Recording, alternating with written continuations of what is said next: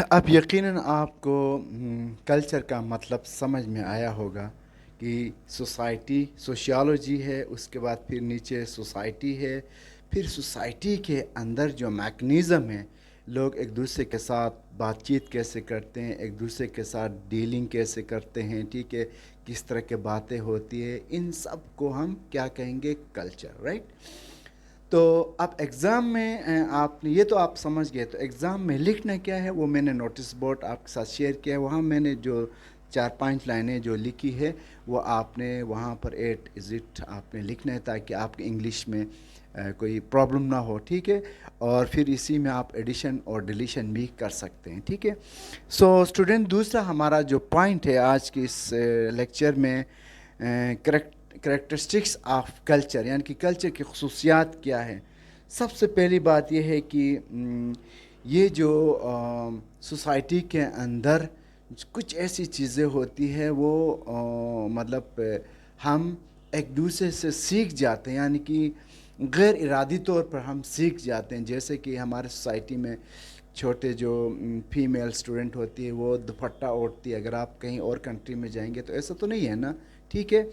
और इसी तरह जो हम सोसाइटी के अंदर जैसे हम लोग, ठीक है, कहीं पे जाते हैं, अपने से कोई बुज़ुर्ग आता है उसको सलाम करते हैं, ठीक है ना। उसके अगर वो किसी मुश्किल में है तो उसकी हेल्प करते हैं, ठीक है। ये हम अपनी सोसाइटी के अंदर से हमने सीख चुका है, ठीक है, सीख चुके हैं। इसी तरह ये जो कल्चर की जो अहम खसूसियत होती है ये सोसाइटी के अंदर रहती है और ये ट्रांसमिटेड है जनरेशन टू जनरेशन, यानी कि नस्ल दर नस्ल ये मुंतकिल होती रहती है। और सबसे बड़ी खूबी इसकी ये भी है कि ये फिर चेंज भी होती है, कि आज से हम अगर देखें अपने इलाक़ों में, आज से 10 साल पहले हमारा कल्चर क्या था और आज कल्चर क्या है, यानी कि इसका मतलब ये हुआ कि हमारे जहन और हमारी जो ख़यालात और हमारे नॉलेज और ज़माने के अंदर आने वाले तब्दीलियों के साथ साथ ये कल्चर भी चेंज हो जाता है, ठीक है। और कल्चर की जो हम एक और ख़ुसूसियत अगर हम कहें तो वो ये है कि वो हर सोसाइटी से दूसरी सोसाइटी में कल्चर डिफरेंट होती है, ठीक है।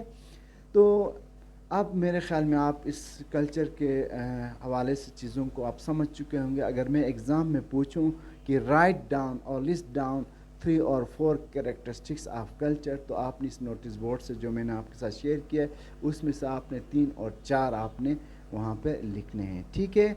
तो लास्ट का जो टॉपिक है हमारा फंक्शन एंड इम्पोर्टेंस, वो भी मैं अभी आपके साथ शेयर करता हूँ।